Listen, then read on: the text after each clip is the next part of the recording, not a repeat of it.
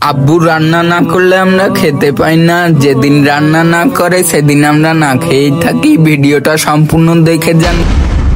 আল্লাহ কি পারতো না? চাইলেই কি পারতো না আমার জীবনটাও তোমাদের মতোই সুন্দর করতে, আমার মাকেও বাঁচিয়ে রাখতে? আল্লাহ কেন আমাকে এতিম বানিয়ে রেখে গেলে? তোমরা ভাত খাও 3 বেলা, তাই না? কিন্তু আমরা কয় বেলা খাই জানো? আমরা শুধু দুপুরে ভাত খাই, কারণ আমাদের তো আর মা নাই, তাই না? আমাদের আব্বু আমাদের জন্য যতক্ষণে রান্না করে ততক্ষণে আমরা খেতে পাই।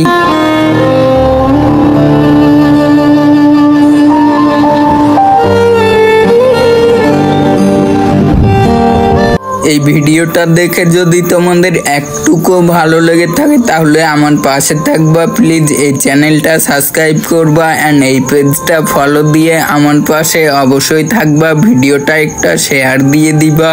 আজকের রান্না আমাদের কচু আর ধুমা। আর এই যে দেখতে পাচ্ছ বাড়ির অবস্থা, মেয়ে মানুষ না থাকলে যা হয়, তারপরেও আমি যতটুকু পারছি ঝাড়ু দিয়ে পরিষ্কার করে রেখেছিলাম, কারণ আমি তো সব কাজ পারবো না। এটা হলো আমার ছোট ভাই। আমাদের নানান কাজের ভিতরেই আমরা হাসি খুশি থাকি, এত দুঃখ কষ্ট নিয়ে বেঁচে থাকা যাবে না। এই কারণে এখন আমাদের যেটা দুঃখ সেটাই হয়ে গেছে সুখ। আমাদের আর দুঃখটা দুঃখ মনে হয় না। আমাদের যে মা নেই এটাও আমরা বুঝতে পারি না, কারণ অনেক বেশি কষ্ট করছি। এটা হচ্ছে আমাদের ভেড়ির ঘর আর এটা হচ্ছে আমাদের লাচ। অনেক বেশি বৃষ্টি হওয়ার কারণে লাচটা অনেক কাদা ছিল, আমি বাইরে বের হতেই পারছিলাম না। আর আমার আব্বু এখানে পেঁয়াজ ছিলছিল।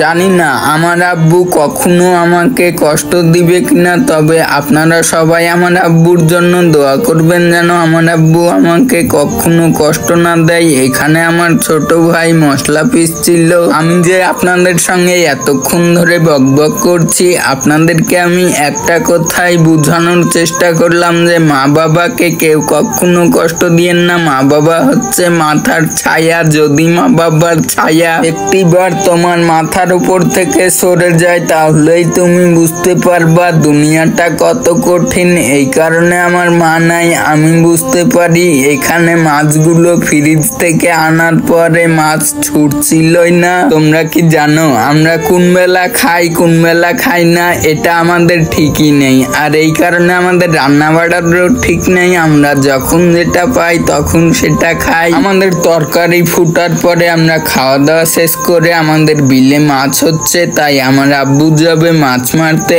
আসলে আমার আব্বু সবই পারে। আমার আব্বু মাছ মারতে গেলে মাছ পায়। যারা আমাকে ভালোবাসেন আমার চ্যানেলটা সাবস্ক্রাইব এন্ড পেজটা ফলো দিয়ে ভিডিওটা একটা শেয়ার করে দেবেন প্লিজ।